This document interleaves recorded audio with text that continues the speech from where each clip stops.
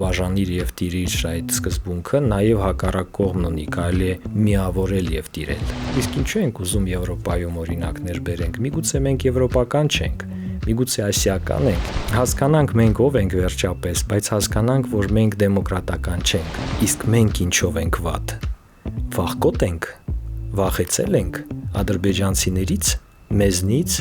դավաճաններից, մեր կողքի հայից, ինչից, եկեք չվախենանք։ Առաջնորդը արդարության կողմնակից է, իսկ ղեկավարը հավասարության։ Պաշտենով դու իսկապես դառնում ես անկարող։ Մենք դա ենք ուզում, ես օրինակ ոչ։ Եթե մարդ չունի տրամաբանություն, երևակայություն եւ հիշողություն, նա պատրաստ է մանիպուլյացիաների ենթարկվելու։ Armenia Today խոսում են գլխավորի մասին հաղորդաշարի հերթական թողարկումն է, իմ հյուրն է սոցիոլոգ Երևանի Պետական համալսարանի պրոֆեսոր Արթուր Աթանեսյանը, շնորհակալ եմ պարոն Աթանեսյան մեր հրավերը ընդունելու համար, կանդրադառնանք մի շարք հարցերի, իհարկե սկսենք ընտրություններից եւ պարակման տեխնոլոգիաներից, որոնք որ ընտրությունների ընթացքում հավանաբար կիրառվում են, դե շատերն են, շատ մասնագետներն են դրա մասին խոսում։ 2021 թվականին Հայաստանում ընտրությունների քաղաքացիների կեսը չմասնակցեց, մոտավոր հաշվարկով 49%-ներ, դե կլորացված։ Ինչու առաջացավ այս ապաթիան, դա ապաթիա կարող եք անվանել թե ոչ, չմասնակցությունը կեսից ավելիին։ Եվ արդյոք դա ձեռնտու է հենց թեկնածուներին առաջադրված կուսակցություններին։ Ողջունում եմ նորից։ Այո, այս նմանատիպ թվեր կան նաև այս ընտրությունների նախաշեմին եւ բնակչության մոտ կեսը, այդ թվում զգալիորեն երիտասարդությունը չի պատրաստվում եւ ուզում մասնակցել ընտրություններին։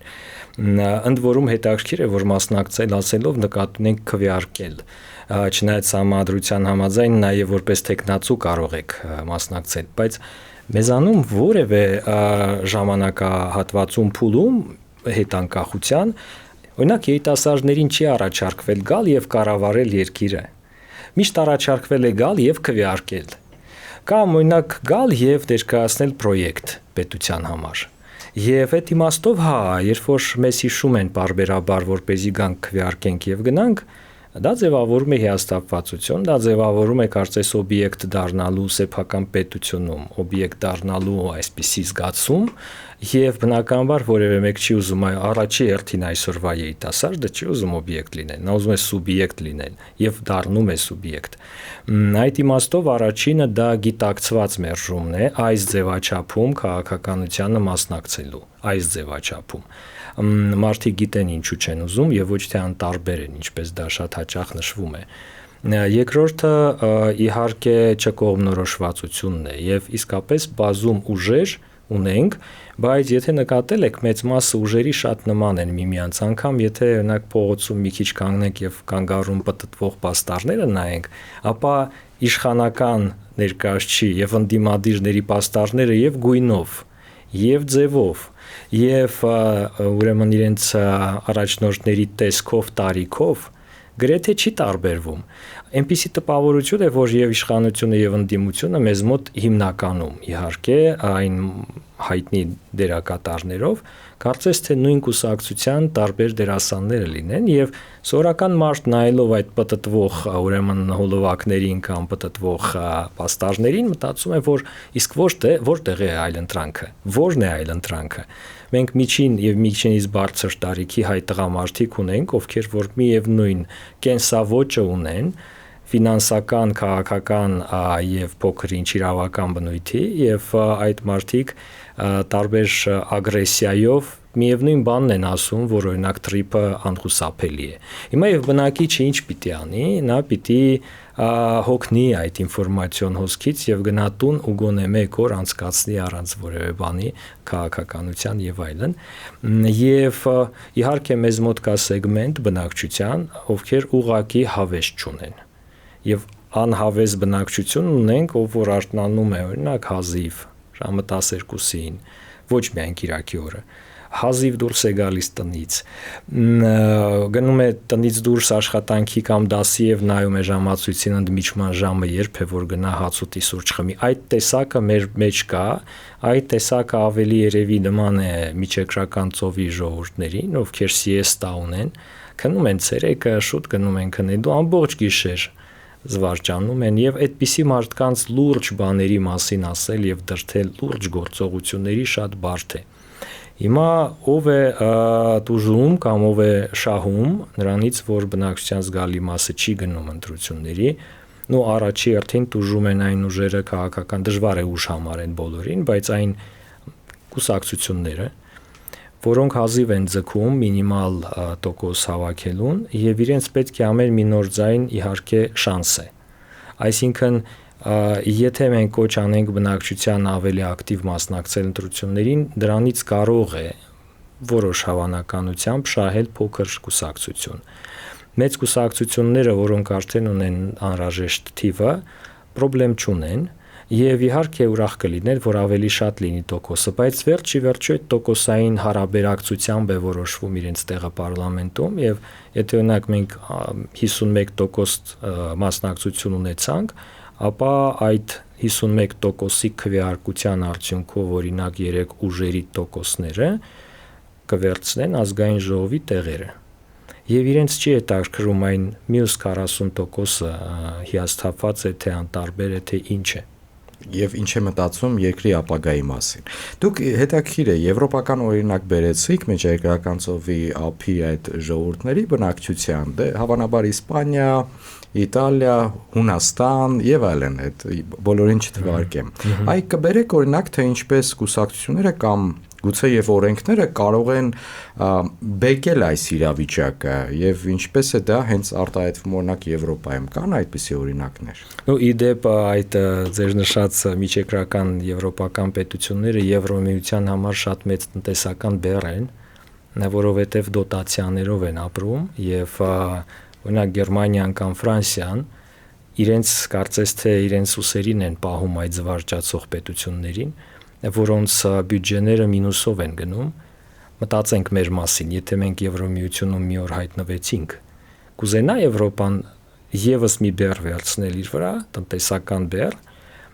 որը ոչինչ չի տալիս Եվրոպային, բայց անընդհատ պահանջում է եւ իսպանացիների կամ իտալացիների պես անընդհատ կամ հույների հիշեցնում, որ ինքը եղել է, երբ որ մյուս եվրոպացիները չեն եղել։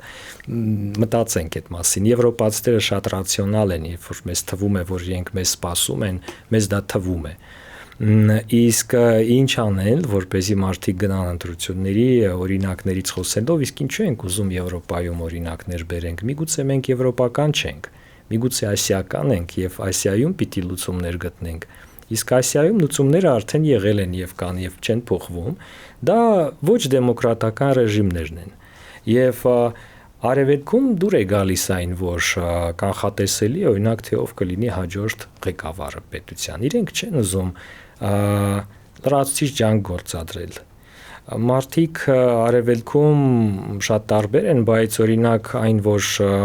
մենք սիրում ենք ավելի շուտ արևելյան մշակույթ, քան արևմտյան, գոնե միմյանց հետ հարաբերակցության մեջ եւ մեր միջանձնային շփման մեջ, մեր արվեստի սպառման մեջ եւ այլն, մեր վարքագիծը օրինակ փողոցներում լրիվ արևելյան է։ Օրենքներ խախտելու եւ շրջանցելու մոտեցումը, բայց ունենալ այդ օրենքները եւ բոլորին ցույց տալ, որ ունենք։ Ինձ պատմել էին մի դեպք իմ գոլեգաները եվրոպական համալսարաններից մեկից այն մասին, որ հայկական կողմը եւ ադրբեջանական կողմը այն ժամանակ շահել էին միևնույն գիտական դրամաշնորհը եւ երբ որ այդ գոլեգաները եվրոպական եկան ստուգելու ինչ եղավ այդ գնված գրքերի հետ, որոնք պիտի գնվեին, մեզ մոտ եկան եւ տեսան, որ արդեն չկան գրադարանում, թե ուսանողների ձեռքին են։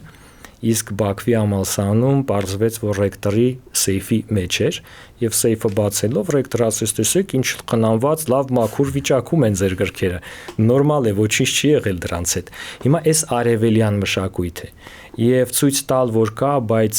չօգտագործել մեզ մոտ, մենք էլ ենք, չէ, օրինակ մարդկանց ավելի վատ ենք վերաբերում, քան մեքենաներին։ Մեքենան առաջին իրավունք ունի ճանապարհ անցնելու եւ հետո մենք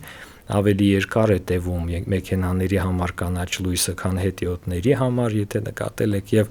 մեքենաների համար Բաքում անպայման պիտի անկյուն զբաղեցնենք ծառերի հաշվին, իսկ ծառը մեզ համար է մարդկանց։ Այսինքն մենք արևելյան էլեմենտներ ունենք եւ միգուցե լուծումներ պիտի փնտրենք արևելքում, իսկ արևելքում առհասարակ չկա դեմոկրատիա եւ կարիք չկա մարդկանց էստի համեցեք անելու ընտրատարածքներ։ Ավտորիտար ռեժիմ թե դեմոկրատիա, դուք փաստորեն այդ տեսանկյունից նայեցիք իրավիճակին այն ուղղությունների վրա, որոնց ուղղությամբ մեր հայացքը պիտի ուղենք, այդպես եմ հասկանում։ Ես կուզեի, որ մենք այլևս հայացք չուղենք, այս կողմ են կողմ, մեզ նայենք, հասկանանք մենք ով ենք վերջապես, բայց հասկանանք, որ մենք դեմոկրատական չենք, իսկապես դեմոկրատական չենք եւ չենք ունեցել դեմոկրատիաներ։ Իսկ գուցե չենք ունեցել, չունենք, բայց եթե աշխատենք այդ ուղղությամբ կունենանք։ 30 տարի է ինչ աշխատում ենք եւ երևի միակ պետությունն ենք, որ միջև հիմա շատ մեծ հպարտությամբ ասում եմ մենք անցումային երկիր ենք, չէ, Իսրայելը 30 տարի լինելուց հետո բազում հաղթանակներ ունեցած պետություն էր ինստիտուցիոնալ կառույցներով։ Չէ, մենք ժամանակ չկա այլևս ստուգելու մենք ով ենք, մենք պիտի նայենք մեզ հայելու մեջ եւ այն ինչ տեսնում ենք ֆիքսենք եւ հասկանանք, օրինակ այսինչ հարցերում լավ ենք այս ոլորտների առումով դա անենք։ Այս հարցերում լավ չենք, եկեք չանենք եւ հրավիրենք Եկատերինա II-ի պես ինժեներներ օրինակ Գերմանիայից կամ ճարտարապետներ Իտալիայից։ Միգուցե գտնենք եւ ֆիքսենք այն, որ օրինակ մեր հրամանատարական կազմի մի մասը շատ լավն է, շատ հմուտ է մեր զինվորների մի մասը, բայց որոշակի ֆունկցիաներ կան, որոնք որ պետք է խնդրել անել ուրիշներին, outsourcing է կոչվում դա եւ ահա Ադրբեջանը դա հասկանալով հրավիրեց թուրքերին օրինակ որպես խորհրդականներ, խորհրդատուներ, հասկացավ որ բայրակտար չի կարող արտադրել եւ այն գնեց կամ ստացավ նվեր։ Մենք պիտի օբյեկտիվ մեզ գնահատենք վերջի վերջո եւ հասկանանք որ օրինակ ինչ որ բաներ չենք կարող անել, կամ ինչ որ բաներ չենք ուզում անել, օրինակ չենք ուզում ընտրությունների գնալ Եվ եկեք որոշենք, որ եթե չենք ուզում ընտրությունների գնալ, միգուցե պետք էլ չի։ Այստեղ եւս մի ենթահարց կապված նախորդ հարցի ձեր պատասխանից, երիտասարդների մասին խոսեցիք նաեւ այն մարդկանց, ովքեր որ ապատիկ են ընդհանուր առմամբ նայում ընտրություններին, ազգային ժողովի թե թիմ ընտրություններին, ոչ մի տարբերություն, իրենց պարագայում գուցե նաեւ դուք տարբեր սեգմենտների մասին խոսեցիք։ Իրենց կարող է այնպիսի նաև սեգմենտ կա, որ մարդիկ պարզապես պարզագույն քաղաքագիտական գիտելիքներ չունեն, գիտելիք պարտադիր չի, որ գնալ համալսարանում ձեռք բերել։ Գիտելիք նաև տարիների ընթացքում հետևելով թե քաղաքական դաշտում ոչ միայն Հայաստանի, նաև եվրոպական տարբեր երկրների, այլ ասիական ձեր նշած ինչ է տեղի ունենում, լուրերին հետևել, վերլուծություններին ծանոթանալ, կարդալ, գուցե պարզապես լսել։ Այդ գիտելիքը չունենալով մարդ ձեր ասածից պես նայում է այդ տեխնացուներին եւ կարծես չի տարբերակում իրարից։ Բայց եթե չեն տարբերվում, ոնց տարբերակել եւ այս տեսանկյունից մենք ի դեպ ունենք շատ հետաքրքիր մշակույթ, նաեւ բնազդ մշակույթ հարմարվել այն արկա իրավիճակին, որը կա եւ այն չփոխել։ Եվ այո, ամեն մի նոր քաղաքական ուժ եւ գործիչ փորձում է նմանվել նախնիներին կամ կողմնորոշվել ըստ նախնիների, օրինակ վիճարկել նախնիներին եւ քննադատել նախնիներին։ Ինքնահաստատվել իրենց հաշվին այդպես եմ հասկանում դա։ Հա, երևի եւ Փաշինյանը սկսեց նրանից, որ նախկինները վատն են, հիմա նոր ընդդիմադիր ուժեր եկան եւ ամեն մի նախադասություն իրենց մոտ սկսում է նրանից, թե ինչքանով է վատը Փաշինյանը։ Այսինքն այս մյուսին նախորդին մերժելու մոտեցումը նոր արձան կառուցելու համար պիտի քանդենք հինը կամ նոր ծառեր տնկելու համար կտրենք հները, այդպես մենք ոչ մի տեղ չենք հասնելու։ Այդպես մենք դոփելու ենք նույն տեղում զրոյական գումարով խաղ է, երբ որ մենք մերժում ենք հինը, կառուցում ենք նորը, բայց հաջորդը նույնն է անում մեր հանդեպ։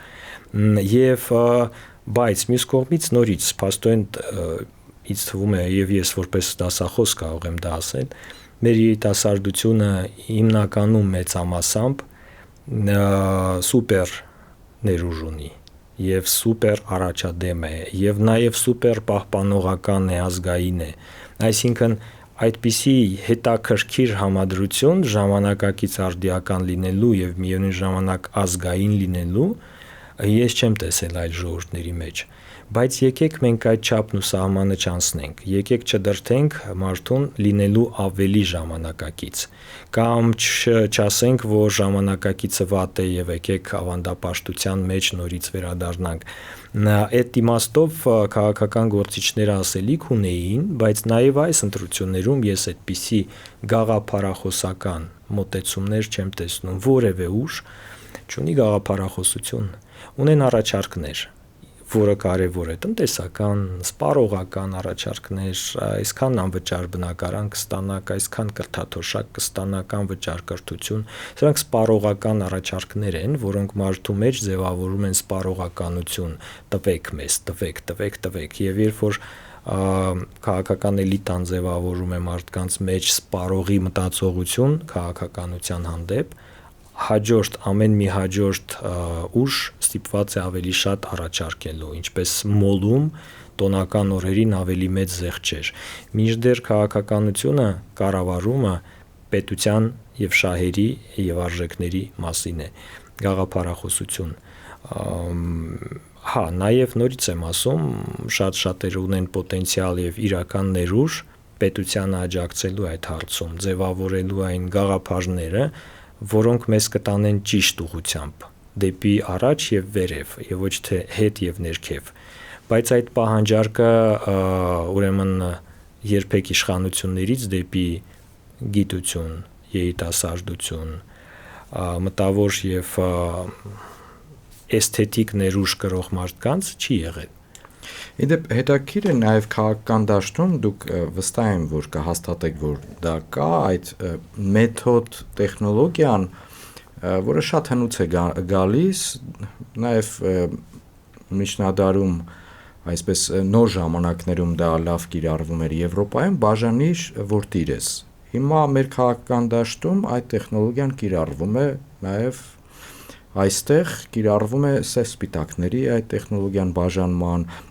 հասարակության այդպիսի բաժանումը կամ եթե հասարակություն չենք անվանում մեր բնակչության, այլ հանրույթ, օրինակ դուք կասեք, էլ հասարակություն թե հանրույթ։ Այդ սև-սպիտակների արհեստական քաղ տեխնոլոգիան կա, թե մարդկանց իրական ներքին պառակտում կա, այսինքն այսպես թե այնպես կար, պարզապես դա էլ ավելի է սրում իրավիճակը։ Եվ ուր է տանում սա, միջազգային ինչ փորձ կա, որ ցույց է տալիս նման փակուղուց դուրս գալու ճանապարհը, եթե այդ ճանապարհը մենք տեսնում ենք։ Մեզ մոտ միշտ եղել է մշակութային տարբերակում ըստ ռեգիոնների օրինակ կամ բնակավայրերի, որտեղ մարդ ապրում է ըստ ծագումնաբանության։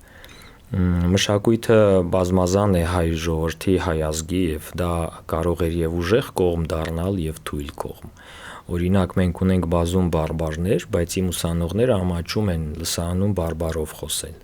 Ամաչում են իրենց լեզվով խոսել մեր լեզվով։ Սա մեր լեզուն է եւ ես միշտ խրախուսում եմ օրինակ արցախցիներին, մեր երիտասարդներին, ուսանողներին խոսել Արցախի բարբարով լսանում, Գորիսից երեխաներին խոսելու Գորիսի բարբարով, Լենինականից երեխեքին բարբարով, Կիրովականից, որպեսզի մարդիկ իմանան, որքան հարուստ է մեր լեզուն իր ներսում, որպեսզի տարբերությունները դառնան հնարավորություն եւ ոչ թե խոցելի տեղ։ Սա ներքևից եկող տեսեք նախաձեռնություն է մեզնից եկող պրոֆեսիոնալներից, ինչպիսի նախաձեռնություն է գալիս վերևից այդ բազմազանության ուղված, այո, վերցնել դրանք այդ տարբերությունները եւ դեմ առ դեմ անել, ասել, որ սա քեզ չի սիրում, իսկ սա քեզ չի սիրում, սա հին է, սա նոր է, սա սև է, սա սպիտակ է, ըստ էության, այո, հին հռոմից եկող բաժանիր եւ տիրիր այդ սկզբունքը նաեւ հակառակ կողմն ունի, կարելի է միավորել եւ տիրել, միավորիր եւ տիրիր, Եվրոպան այդպես կառուցվեց միացյալ, եւ այդ իմաստով միավորելով եւ տիրելով, որպես մեկ ազգին, մենք կստանանք առավելություններ, մեր ազգը կլինի ավելի ուժեղ։ Ինչպիսի մոդելներ կան դրա, սովետական միությունը այդպես էր կառուցվում, միավորելով մեկ գաղափարախոսության շուրջ, նաև երևի թե մեկ պետություն սիրելու շուրջ, երբ որ դու սիրում ես ոչ միայն քո բնակարանը այդ շենքում, այլ ամբողջ շենքը, խնամում ես միասին ամբողջ բակը, եւ ոչ թե միայն քո պատուհանն ես լվանում։ Իսրայելը այդպես կառուցվեց կիբուցների մեթոդը, երբ որ միավորվելով ընտանիքները աշխատանքն էին բաժանում եւ գիտենք, որ Իսրայելը կառուցվեց հрьяաներից, ովքեր եկան Եվրոպայից, Ռուսաստանից եւ այլն, եւ ինչ էին անում, բոլոր կանայք օրինակ միասին խնամում էին բոլոր երեխաներին։ Բոլոր տղամարդիկ բաժանվում էին ոմանք զինվորների, զինծառայողների, ոմանք հողագործների։ Եվ երեկոյան միավորվում էին տանը, էլի ամեն մեկը իր երեխայի եւ ընտանիքի հետ, բայց ամբողջի համար հոգ տանել այդ միավորիր եւ տիրիր սկզբունքն է։ Միացյալ Նահանգներն են այդպես ձևավորվել։ Բազում ազգեր, որոնց մասին մենք սկի չենք լսել թե ով են, հիմա ամերիկացի են եւ դա չի նշանակում, որ իրենք հայ չեն օրինակ, բայց Ամերիկան, ինչպես Թրամփն է ասում, առաջինն է, ինքը նոր բան չի ասում America first, նա ասում է Ամերիկան առաջինն է նաև մեզ համար, ամերիկացիների։ Եկեք հիշենք, որ մենք ոչ թե եկած միգրանտներն ենք, այլ եկած ապագա նոր ամերիկացիներ։ Եվ այդ տեսանկյունից, հա, մենք մի քիչ ավելի խելացի պիտի լինենք։ Նաև վերևից դուք ասացիք, թե վերևից ինչ ուղերձներ կան եւ ինչ է արվում ինչ աշխատանքի։ Այ օրինակ ինչպես պետք է տեխնացուն ընտրությունների երկխոսություն կառուցի նրանց հետ, ովքեր որ ի սկզբանե իրեն դեմ են։ Մեր իրականության կամ միջազգային պրակտիկայի օրինակով կարող եք ցույց տալ, թե ինչպես է աշխատում նման փոխգործակցությունը։ Ես խորհուրդ կտայի չգալ ընտրությունների, եթե մարդիկ քեզ դեմ են։ Եվ գիտեք հերիք է, երբ որ դու փորձում ես ներազդելով բնակչության մտածողության վրա, հոգեկանի վրա արժեքների ստիպել կամ դրթել նրանց քեզ սիրելու, երբ որ քեզ չեն սիրում։ Սա նույն բանն է։ Բոլորը չեն իրեն դեմ։ Միգուցե երկխոսություն վարել նրանց հետ, ովքեր որ ի սկզբանե դեմ են տրամադրված։ Պետք է աշխատել այն մարդկանց հետ, ովքեր քեզ դեմ չեն, ովքեր կամ անտարբեր են կամ կողմ են։ Եվ շատ կարճ դա քաղտեխնոլոգիաներից մեկն է, երբ որ մենք անգամ մեկ գծի վրա պատկերացնում ենք երկու բևեռներ, նրանք ովքեր քեզ կողմ են եւ հակառակ բևեռը ովքեր դեմ են, մեջտեղում նրանք են ովքեր չեն կողմնորոշվել, ապա առաջինը քաղաքական գործիչ պահիր նրանց ովքեր քեզ կողմ են, շարունակիր իրենց հետ աշխատել եւ մի մտածի, որ արդեն իսկ կողմ են, թող իրենք երբեք չեն փախնի մեզնից։ Այդպես էր մտածում Ռուսաստանը իդեպ նախկին խորհրդային պետությունների, նաև Հայաստանի մասին կուտա վիճենիչ ասելով եւ հիմա մենք փախուստի ենք մատնվել կամ նեգատիվ բացասական մեսիջներ ենք ցուցադրում իրենց հանդեպ, ինչու, որովհետեւ մտածելով, որ դա քեզ կողմ է, պետք է շարունակել իր հետ աշխատել եւ պահել։ Գծի մեջտեղում գտնվում են նրանք, ովքեր չգիտեն։ Իրենք քեզ շատ մոտ են, իրենց ուղղիր քո ամբողջ ջանքը եւ ոչ թե խոսիր հակառակորդի աջակիցների հետ։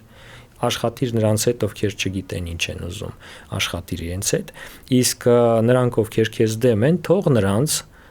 դիտողի դերում եւ իրենք տեսնելով կողքից, որ նոր մարդիկ են քեզ միանում, կսկսեն մտածել՝ միգուցե մենք սխալ էինք, որ դեմ ենք, միգուցե սկսենք բացվել եւ հարցեր տալ եւ հարց տալուց ստանալ ինֆորմացիա եւ կամած գնալ օտարից դեպի փոքր ինչ ավելի յուրային այդ գծով։ Ահա դա է աշխատող մեթոդը։ Դեպ հարց տալու այդ կարևոր սկզբունքի մասին քիչ հետո կանդրադառնանք։ Հիմա Արցախի տրավմայի եւ ինքնության պահպանման մասին խոսենք։ Իդեպ քիչ առաջ ձեր ասածը փորձեք պրոյեկտել նաև տվյալ հարցի պատասխանի վրա։ Հիմա շրջանառվում է այն թեզը, որ հայերի մասշտաբային այս ազգային երազանքները անիրագործելի են եւ պետք է սահմանափակվել այն ամենով, ինչ կա, ինչ ունենք այս պահին եւ ոչ ավելին։ Մասնավորապես օրինակ խորհրդանի խոսնակ Ալեն Սիմոնյանը Հայաստանի ամերիկյան համալսարանի ուսանողների հետ հանդիպմանը ազգային երազանքները որակել է որպես ամորֆ եւ ժելեի նման մի բան։ Ինչպես է օրինակ նպատակներից նման հրաժարումը հոգեբանորեն ազդում հասարակության վրա, հանրույթի վրա եւ կբերեք պատմական օրինակ, թե նմանատիպ հրաժարումը ուր է առաջնորդել այլ ազգերին։ Միգուցե ինքը ուզում է կամ նման մեսիջներ ներկայացնողները, որ մարդկանց ուղեղը դառնա ամորֆ եւ ժելեի պես, եւ սա իսկապես աշխատող տարբերակ է, բայց բազմաթիվ օրինակներ ունենք, այդ թվում առաջին Ադրբեջանը, որը որ 94 թվականին չհրաժարվեց Արցախից, Ղարաբաղից, եւ ամեն ինչ արեց, որ ստանա։ Մենք տեսնում ենք, որ նաեւ մենք քրիստոնյա ազգ լինելով գիտենք, Աստվածաշունչն ամբողջությամբ այդ մասին էր, որ հավատում ես, ստացվում է։ Ինչ եղավ մեր գիտելիքը եւ պատմական փորձը, ինչ եղավ մեր գրագիտությունը, ինչ եղավ մեր արժեքների հետ։ Ադրբեջանը արեց այն, ինչի մասին մենք հիմա ուզում ենք խոսել նեգատիվ առումով, մոռանալ եւ չանել։ Ինչով ենք Ադրբեջանից թույլ եւ վախկոտ։ Ինչն է խնդիրը։ Կամ Իսրայելը, որը որ հрьяաները ամբողջ աշխարհի ճանենալով Իսրայել ամեն նոր տարի գիտենք այդ։ Եվ միայն դա է հայտնի շատերին, բայց դա աշխատանք էր նաև ենթադրում, որ նշելով, խոսելով, կենաց ասելով հաջորդ տարի Երուսաղեմում այդ հաջորդ նոր տարին Երուսաղեմում այդ կենացն էր հնչում, բայց դա միայն կենաց չէր։ Մարդիկ աշխատում էին եւ տարվա վերջում ամփոփում ես ինչ արեցի, որ հաջորդ տարին նշենք Երուսաղեմում։ Իսկ մենք ինչով ենք վատ։ Վախկոտ ենք, վախեցել ենք ադրբեջանցիներից, մեզնից,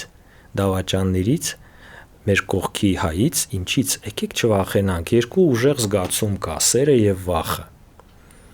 Եկեք սիրենք, հա։ Միգուցե չենք սիրում դրա համար ենք վախկոտ։ Եկեք սիրենք, սերը ուժեղ զգացում է։ Եկեք միմյանց սիրենք, եկեք մեր պետությունը սիրենք, եկեք Արցախը սիրենք, դեռևս մեր մտքում եկեք Մասիսարը շարունակենք սիրել, բայց ամեն տարի փորձենք գործ անել այդ ուղղությամբ։ Ամեն տարի նկատի ունեմ ամեն օր եւ ամբողջությամբ ամեն տարի։ Աշխատենք այդ ուղղությամբ։ Դա այն նպատակն է, որը հարիր է մեծ ազգերին, իսկ մենք այդ ազգն ենք։ Առաջնորդության ֆենոմենի մասին խոսենք, պարոն Աթանեսյան, որն է այն սկզբունքային տարբերությունը առաջնորդի, լիդերի եւ ղեկավարի միջև։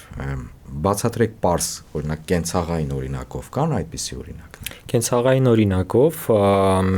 դիցուկ այդտեղ մենք տեսնում ենք աղբիդույլ, դատարկ շշերով իսկապես տեսնում ենք։ Ղեկավարը կկանչի իր օգնականին կամ հավաքարին եւ այն որ տանեն, իսկ առաջնորդը ինքը կտանի եւ կթափի։ Եվ հետո կասի հավաքարարին, տես մյուս անգամ պետք է չլինի այդ դույլը լցված։ Եթե եղավ, վատ կլինի քեզ համար։ Առաջնորդը պիտի լինի ուժեղ, կախված չլինի օգնականներից, մյուսներից, առաջնորդը պիտի տեղյակ լինի եւ տեղեկացված լինի այն ամեն ինչի մասին, ինչը հանձնարարում է ուրիշներին։ Յուրաքանչյուրի գործը ինքն է իմանա ամբողջությամբ, ալգորիթմը, process-ի, կարողանա վերահսկել նաեւ առանց որևէ բռնության, բարի խոսքով, ուշադրությամբ։ Առաջնորդը արդարության կողմնակից է, իսկ ղեկավարը հավասարության։ Օրինակ ղեկավարը, ըստ օրենքի է գործում։ Ըստ օրենքի, ըստ կարգի, իսկ առաջնորդը ըստ արդարության։ Եվ սա նշանակում է, որ եթե պետք է խրախուսել ինչ-որ բան, որը հիմա վատ է, բայց իմանալով, որ խրախուսելուց հետո ինքը կդառնա շատ ավելի լավը, քան լավերը, դու պիտի մի կողմ դնես նորմատիվ ֆակտերը եւ կարգը եւ ավելի մեծ ջանքեր գործադրես, որպեսզի այդ մարդը առաջ ընկնի։ Առաջնորդը մարդ է, առանցում չեն կարող, իսկ ղեկավարի առանց ղեկավարի կարող են։ Ինչպիսի առաջնորդ է փնտրում մեր հայ ազգը, նաև հայ ընտրողը, ուժեղ ձեռք թե տեխնոկրատ։ Նաև այս քարոզարշավի ժամանակ է դրա մասին խոսվում, նաև 21 թվականի քարոզարշավի ժամանակ էլ տարբեր քաղաքական միավորներ նաև այսպիսի մեսիջներ էին տալիս, որ մենք տեխնոկրատ կլինենք, մենք ինչ-որ մեկի վրա միայն մեկ կուսակցության գաղափարախոսության վրա չենք լինի, մենք երկիրը պետք է դուրս բերենք այսպիսի ճգնաժամային իրավիճակից տեխնոկրատ կառավարմամբ։ Ի վերջո ընտրողը, եթե ընտրողի տեսանկյունից ենք նայում, ընտրողը ուժեղ ձեռք է փնտրում կամ շարունակում է փնտրել, թե փնտրում է մասնագետի,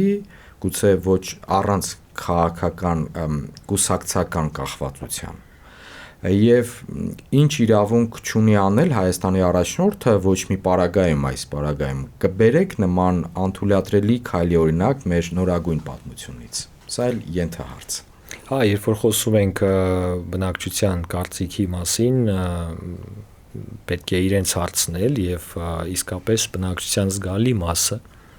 չնայած 21-րդ դար է, ուզում է ուժեղ ձեռք բռունցք։ Ինչ է բռունցքը? Բռունցքը այն պոտենցիալն է, որը որ կարող է արվածել ոչ միայն թշնամուն, այլ նաեւ յուրայիններին, երբ որ վատ են իրենց պահում, ուզում են այդ ավանդական լիդերի, որը որ կլինի հիմնականում ավելի շատ տղամարդ, քան կին, այդ թվում կանայք են ուզում, բնականաբար միգուցե ավանդական հասարակություն ենք, եւ ուզում են, որպեսզի այդ անձը, մարդը արտաքին միջավայրում թույլ չտա, որպեսզի Հայաստանի խաթրից կպնեն, կոպիտ ասած կամ մեղմ ասած, այսինքն լինի մեկը, ով որ եւ կպաշտպանի, եւ հոգ կտանի, եւ երբ որ պետք է կգոռա, եւ որ պետք է կպատժի, մենք ստանում ենք ըստ էության այդ իմաստով Ստալին, նաեւ նշվում է Պուտինի անունը, եւ մշտապես երբ որ խոսքը գնում է առաջնորդների ցանկալի կերպարների մասին, մեր ազգային պատմությունից հիշում են Մոնթեին, Վազգեն Սարգսյանին, նորագույն պատմության մեջ, այսինքն այսօր որևէ հետազոտություն չի նշում, որ կա այդպիսի այդ կլասի լիդեր։ Դրան մոտեցող լիդերների անունների շարքում նշում են նախորդ 3 նախագահներին, առանց 4-ի։ Եվ նշում են նաև, որ Կարեն Դեմիրճյանն էր նմանվում։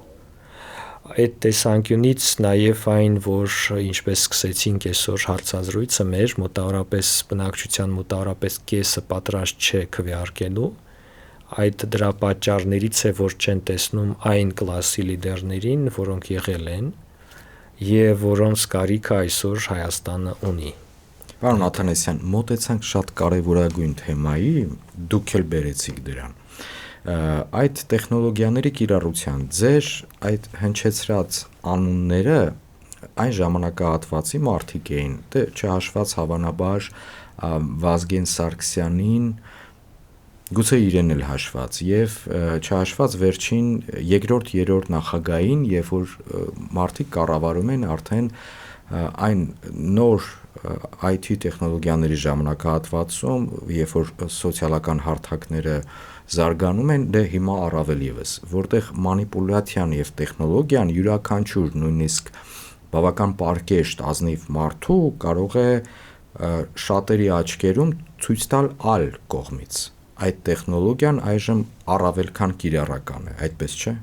Հա, դե մարդիկ միշտ ինչ որ բան աստվածացրել են եւ այդպիսի ուրեմն մտածողությունն ի մարդկությունը գտնելու մի օբյեկտ եւ սկսելու են պաշտել 21-րդ դարում մենք պաշտում ենք տեղեկատվությունը, ռոբոտներին, տեխնոլոգիաները, արհեստական բանականությունը, անօթաչու թռչող սարքերին, տեխնոլոգիաներ։ Եվ պաշտամունքը շատ վատ բան է, որովհետև այն թուլացնում է քեզ։ Դու դառնում ես անկարող վերջում եւ բնականաբար նրանք ովքեր ներդրում են կատարում տեխնոլոգիաների մեջ նաեւ դրանք գովազդում են այնպես որ դու ոչ մի քայլ չձեռնարկես ինքնուրույն նա կարեստական բանականությունը անգամ որպես բրենդ ինքը բանականություն չի բայց արհեստական է կարծես թե դրթում է մեզ անջատելու բնական բանականությունը եւ փոխանցել մեր կարողությունը արհեստականին որովհետեւ այդպես կոմֆորտային է եւ հեշտ է դա պաշտամունք է ստեղծում պաշտելով դու իսկապես դառնում ես անկարող մենք դա ենք ուզում ես օրինակ ոչ եւ ես չի ուզենա եւ թույլ չեմ տալիս որ իմ ուսանողները այդպես մտածեն կամ մեր դիտողները բայց այդ տեսանկյունից ինչ է մանիպուլյացիան որպես տեխնոլոգիա երբ որ գնում ենք կրկես եւ տեսնում ենք ժոնգլորներին ովքեր որ մանիպուլյացնում են իրերի հետ սա գեղեցիկ է եւ մեծ արվեստ է մանիպուլյացիան գիտեք որն է երբ որ դու պատրաստ ես որևէ բանի եւ քեզ թվում է որ դա ինչ որ մի տարօրինակ եւ հրաշալի մի բան է ցավոք սրտի օրինակ վերջերս երբ որ նկարվեց եւ ցուցադրվում էր ֆիլմ հեշ Արարատ ֆուտբոլային թիմի մասին եւ հաղթանակների մասին հաղթանակներ ես չի ուզենա մեկ հաղթանակ ասել Ռադիոյով գնացած գովազդը հետևյալն էր. կատարվեց մի հրաշք, թիմը հաղթեց, եկեք այդ հրաշքը տեսնենք ֆիլմում։ Սա հրաշք չէր, սա թիմային եւ անհատական ջանքերի աշխատանքի մարզիկների ճիշտ սնվելու հոգեբանական ճիշտ տրամադրության, մարտականության, կարգապահության ամբողջություն էր։ Եվ երբ որ մենք 21-րդ դարում մեդիայով դա անվանում ենք հրաշք, ստացվում է, որ մենք ոչ թե 21-րդ դարում ենք, այլ 3-րդ դարում մեր թվարկությունից առաջ, երբ որ անգամ անձրևն է հրաշք թվում։ Մենք գնացինք շատ հետ, մենք դարձանք հետամնաց։ Առաջ գնալով մենք դարձանք հետամնաց եւ բնականաբար այդպիսի մտածողության վրա ցանկացած բան կարող է ազդել որպես տեխնոլոգիա։ Մենք կարող ենք ցույց տալ ինչ-որ մեկի պատկերը Իլխամ Ալիևի եւ ասել նա հաղթելու է մեզ բայրակթարով եւ մենք որպես 3-րդ հազարամյակի մարդիկ մեր թվարկությունից առաջ սկսենք վախենալ։ Մինչդեռ տեխնոլոգիան մեզ համար է եւ ոչ թե մեր դեմ է։ Եկեք այն կիրառենք, օգտագործենք, սովորենք։ Բայց տեխնոլոգիան մեդիայում նամանավանդ մանիպուլատիվ այդ տեխնոլոգիան կիրառվում է բավական բացասական կողմով, օրինակ կենցաղային օրինակ կամ պարզագույն օրինակ ես էլ բերեմ, շատ եմ լսել դրա մասին, եթե ժամանակակից սոցհարթակները լինեին Հովհաննես Թումանյանի, Կոմիտասի օրոք, սոցհարթակներով կարելի էր Հովհաննես Թումանյանը մեզ համար ինչ կերպար է կամ Կոմիտասը նամանավանդ կարելի էր սևացնել նաև իրենց։ Այդ սևացնող մանիպուլյացիան այժմ գերակայում է մեզանում։ Չէ, չի գերակայում եւ սա ազդում է նրանց վրա, ովքեր սեփական մտածողությունը չունեն, այսինքն եթե մենք ուզում ենք բթացնել ժողովրդին, առաջինը սեփական կարողությունն է, որ պիտի ջնջես, հիշողություն, տրամաբանություն, ֆանտազիա, երևակայություն։ Եթե մարդ չունի տրամաբանություն, երևակայություն եւ հիշողություն, նա պատրաստ է մանիպուլյացիաների ենթարկվելու։ Դրա համար ամբողջ համակարգը սկսած ընտանիքից կրթական համակարգը, մեդիա համակարգը պիտի պաշտպանեն այն ինչ ունենք։ Եվ այդ իմաստով որևէ նոր բան, որը բացասական եւ հակասում է այդ ամեն ինչին չի ազդելու։ Ես օրինակ երբ որ սովորում էի ԱՄՆ-ում վերջի անգամ, տուն վարձեցի ուրեմն սեփական զարմանքով հայտնաբերեցի, որ ուրեմն ամերիկյան դրոշը գցած է աստիճանների տակ եւ ոչ թե այդպես տնկած է մուտքի մոտ։ Ես այն տնկեցի պաշտոնական տեղում, այդ դրոշը բարձրացրեցի։ Ինչու՞, որովհետեւ եթե ես ուզում եմ, որ այդ պետությունը ինձ բարձրացնի, ես իրեն պիտի բարձրացնեմ։ Փոխադարձ հարգանքի մասին, այո։ Եկեք մենք պաշտենք, գովենք լավը եւ ոչ թե վատը։ Եվ ճանաչենք սկզբից Կոմիտասին, որպեսզի ցանկացած բան ինչ լինի դրա դեմ, չընդունվի ընդհանրապես, չընդունվի։ Պարոն Աթանասյան, բայց ձեր մտքով հիմա կանցնեն այնպիսի մի օրինակներ, որ կարող եք հնչեցնել, վերցնել օրինակ հայաստանյան ներկայիս օրակարգից մանիպուլյացիայի մեկ թարմ օրինակ, ինչպես է այն կոնկրետ կառուցված եւ որ էմոցիայի վրա է։ Բազում տեխնոլոգիաներ կան քաղաքականության մեջ եւ օրինակ տեխնոլոգիաներից մեկն է ստեղծել տպավորություն, որ բոլորը կողմնորոշվել են եւ նախընտրում են օրինակ այս բաժակը եւ միայն դու ես մնացել։ Ցանկացած կոմերցիոն գովազ շատ հաճախ այդ մասին է, երբ որ ասում են օրինակ տան տնտեսուհիները նախընտրում են այսինչ լվացքի փոշի եւ թվում է թե դու տան տնտեսուհի լինելով տեղյակ չէիր, շուտ արա գնա եւ միացիր այդ մեծամասնությանը։ Քաղաքականության մեջ այդ տեխնոլոգիան շատ հաճախ կիրառվում է հետեւյալ ձևով, երբ որ առաջնորդը վերցնելով եւ կախելով ինչ որ սոցհարցումների ինչ որ արդյունքներ, դրանց մի մասը ասում է, տեսեք, ես մեծամասնություն եմ ստանում արդեն։ Սա այն չկողմնորոշվածների համար, ովքեր չունեն սեփական մտածողություն, տրամաբանություն եւ ցանկություն փորփրելու եւ համեմատելու եւ գտնելու, ստեղծում է տպավորություն, ինչպես որ այդ լվացքի փոշու գովազդը, որ մեծամասնությունը կողմնորոշվել է։ Դու ես մնացել եւ վախենալով սպիտակագրավ մնալուց լինելուց եւ պատժվելուց, որտեղ սպիտակագրավները պատժվում են, բոլորը գիտեն փոքրուց իրենց հիշողություններից, մարդ վազում է միանալու այդ մեծամասնությանը, որը ռեալ դառնում է մեծամասնություն։ Իրականում դա այդ չէր։ Եվ այս տեսանկյունից նաև այլ տեխնոլոգիաներ կան, երբ որ մենք փորձում ենք մարդուն կապել իր որոշակի ավելի մեծ խմբին, օրինակ երիտասարդությանը, եւ գովազդելով կոլան, օրինակ ասում ենք երիտասարդություն նախընտրում է կոլա կամ ֆանտա։ Եթե դու գտնում ես, որ երիտասարդ ես, կարծես հետ ես մնում, եթե թան ես խմում օրինակ, եւ վազում ես կոլա գոնե ձևականորեն վերցնելու։ Այդ մեծամասնությունը, ինչպես Թորիկի մասին կինոյում, համայնքը զորավոր է իսկապես, եւ համայնքից դուրս մնալը ցավալի է։ Քաղաքական գովազդը եւ տեխնոլոգիաների մի մասը այդ ուղղությամբ են տանում, ավելի շուտ վախեցնելով մարդուն մեկ ուսանալուց, չկողմնորոշվելուց եւ այլն։ Այնպես որ բազում այդպիսի բաներ կան, բայց ամեն դեպքում ինքնաբավ մարդիկ, իսկ ինքնաբավությունը գալիս է գիտելիքների, փորձի կուտակմամբ եւ բնավորության նաեւ։ Ես կուզեի, որ մենք իսկապես ավելի համարձակ, քաջ եւ անվախ լինենք, ոչ թե լինենք դուխով, այսինքն նետվենք պատուհաններից, ընկնենք եւ մահանանք, կամ նետվենք եւ հիմարություններ անենք, կամ դուխով միմյանց հայհոյենք, այլ լինենք եւ հետո հպարտ քաղաքացի մեզ զգանք ուրիշին հայհոյելու արդյունքում,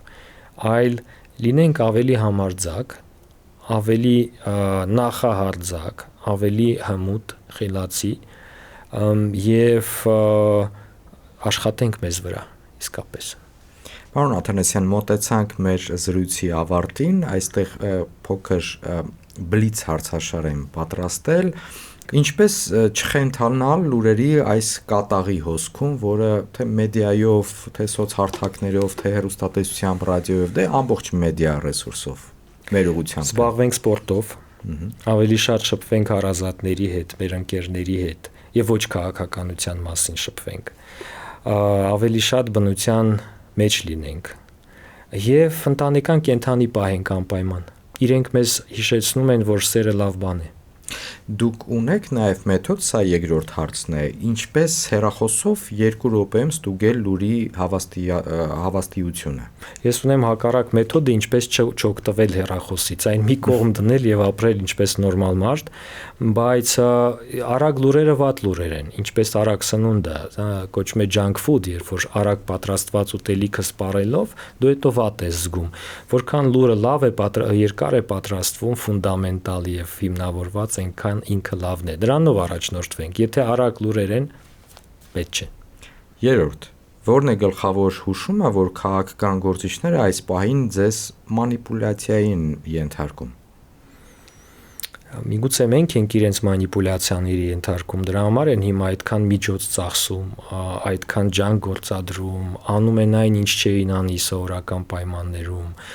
Չմոռանանք, որ մենք ենք պետությունը։